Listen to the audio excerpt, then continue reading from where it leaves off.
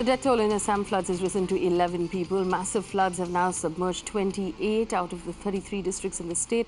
26 lakh people have been affected. The Met Department has predicted more rainfall across Assam over the next few days, with low-lying areas such as Dhubri likely to witness more floods. The river Brahmaputra continues to flow well above its danger mark, and according to the Met Department, this level is likely to rise even further. Barpeta, Morigaon and Dhubri are worst affected. Meanwhile, rescue and relief operations by the NDRF and the SDRF teams are on full swing, with close to 8,000 people being rescued since Sunday. Sandeep Fukan, the deputy editor of The Hindu, joins me right now with more information. Sandeep, good evening and thank you for giving us your time.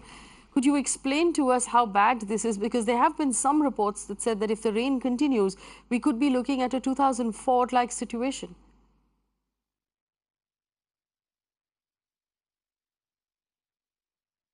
I mean, absolutely, without a shadow of doubt, it is very bad, and the situation is looking even more, threatening simply because, there hasn't been any stop in terms of continuous rain. I mean, it's been raining and raining and raining, incessant rains. In as many as 31 of 33 districts, you have continuous rains. In fact, that is what perhaps has prompted Prime Minister Narendra Modi, who spoke with the Chief Minister today, and he actually took stock of the relief operations, the rescue operations, as well as the situation, the flood situation on phone. The Chief Minister is learned to have informed him that they have set up 24/7 call centers where they are monitoring the situation. And as you pointed out, Faye, reports from the Central Water Commission suggest that because of the rain, the water level of Brahmaputra is increasing 2 to 3 centimeters every hour. Just to give you an example, I belong to Guwahati city. The lovely Brahmaputra, the mighty Brahmaputra flows next to the city, and it's very rare, at least during my youth and childhood, that I have seen the Brahmaputra, of course, comes to the brim. I mean, it's of the city, but it never overflows. But now it's what we are told is that there is threat that the low-lying areas of Guwahati city could actually see water coming in from a Brahmaputra. Of course, this is still a possibility. It hasn't happened. And as you know, that it's not good to spread panic in such a situation. But because of the rain and because the Brahmaputra is really flowing, it's in spate, it's flowing very heavily.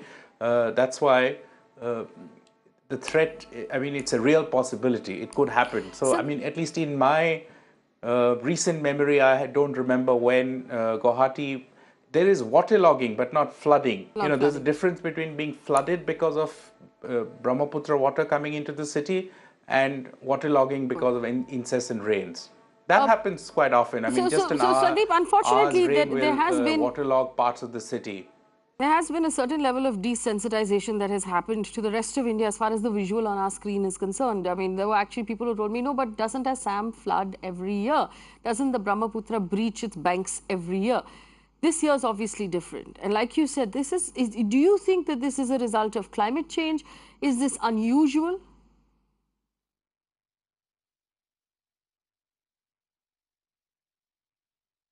Well, actually, I wouldn't be an expert to talk about climate change, but yes, I mean, most certainly are absolutely right. I mean, those of us who work in Delhi or other metros often do feel that people have become so desensitized that every time you talk about floods, they don't seem to bother. I mean, if it's, say, flooding of Mumbai, or if it's flooding of Chennai city, or flooding of Srinagar or JK, the kind of coverage, 24/7 coverage that you get, you don't see that happening in Assam.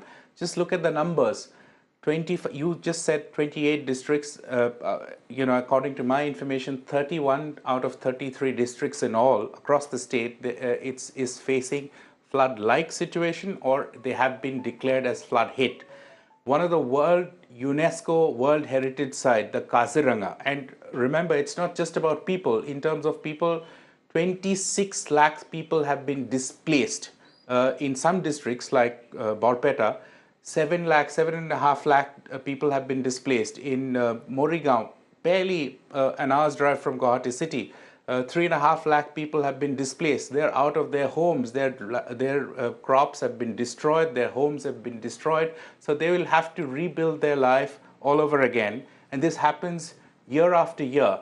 But yes, I mean, there's been a debate. What do we do about it? How do we control it?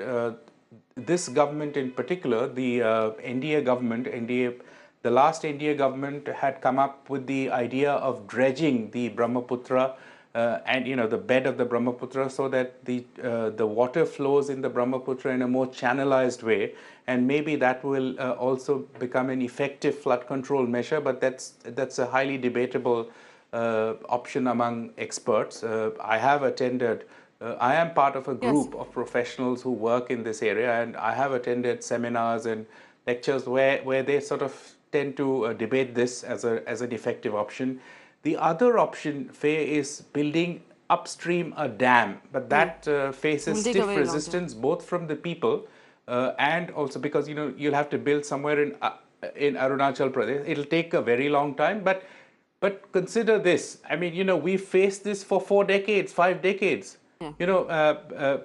Land mass, and the biggest problem, something that a lot of other parts of India doesn't know, that we've lost land mass equivalent to the size of half of Delhi since 1951. Soil erosion, you will see, if you just happen to see when the river is in spate, and if you go and stand next to the Brahmaputra in Upper Assam areas or Lower Assam, wherever you stand, in Dhubri or in Dibrugarh in Upper Assam, you will see that huge chunks of land just simply melts away into the river. It's just swallowed by the river. Land, crop, everything goes away with it. So what are we doing about it? I mean, of course, they build these net wire fences, but they have been ineffective. What is called in local language porcupine sandbags, again, they have been ineffective. So I think a more lasting solution has to come up, but I think that has to come up, as you rightly said. The first step is really to sensitize the rest of India that this is a huge problem. What do we do about it? Building dam is one solution that engineers and many hydrology experts have talked about. So quick question. But there is political opposition because the dam has to be built somewhere in Arunachal Pradesh, in the upstream of the Brahmaputra, where there is opposition both within Assam as well as in Arunachal Pradesh, because that could actually mean submerging some existing habitation in the state, and that will be not politically acceptable to the state of Arunachal Pradesh. Just satellite images of the Brahmaputra, which you can see on Google Earth right now, will show you how it is breaching its banks. No, I can still hear you. There's the Kaziranga National Park, in which animals are in danger. Our only, population of rhinos are in the Kaziranga National Park, and that's a concern as well. While the human beings are being evacuated, one worries about the national park. We'll just put some visuals on your screen of the Kaziranga National Park, of the latest visuals we've received on the channel. Do we have those visuals? There is flooding at the national park, and we're worried about the animals as well. And I also want to remind our viewers, while we look at this visual, I want to remind you of your reaction to when Kerala flooded not long ago, and there was an outpouring of help, of donations. Generally people reached out. There was concern. We wanted to know how we can help, but somehow when Assam floods, there isn't the same reaction. Sandeep, could you tell our audience what Assam needs at this point from the rest of India?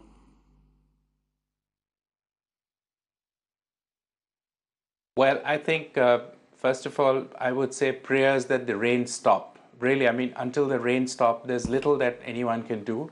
The next immediate step would be, of course, the rehabilitation effort. Once the waters recede, then comes the problem of diseases, waterborne diseases. Of course, the state will need lots of financial help through through your channel. I would appeal to every citizen, every Indian, that they should contribute generously to the Chief Minister's Relief Fund. There are several other NGOs. You could just look up the net. There are several organizations who are working towards that. People would need shelter. Right now, makeshift shelters have been provided by the administration. where it's not under flood. So, schools have been, for example, have been converted to make shelter. So these things will be required. Children will need books because the books would be completely destroyed. They would also need food, medicines, so essential things like food, medicine, clothes, any kind of financial help, that would be great. I mean, anybody who wishes to donate, you could look up. Apart from several other voluntary organizations, the Chief Minister's Relief Fund could be a good starting point. So, and also, Faye, I would also like to remind you, this comes at a critical time because in about 30 days, I mean, in fact, less than 30 days, end of this month, Assam government also has to meet the Supreme Court deadline of the National Register of Citizenship. A lot of documentation. I wonder how citizens who are to prove they're citizens and they're with papers, what would have happened to them? I mean, that's a question mark again. I mean, if somebody had to, file an appeal and show more papers to the authorities, how would they do it? I mean, it's just a thought that has come to my mind. How would they do it? Where would they have their papers? Their homes are destroyed. All right. So what Sandeep saying is actually of grave concern, and I ran visuals on your screen of what's happening with the animals in the Kaziranga National Park. Remember, that is our only surviving population of rhinos in that national park. Also, like Sandeep rightly pointed out, the people of Assam need help from the rest of India. They need dry food. They will need clothes. They will need books.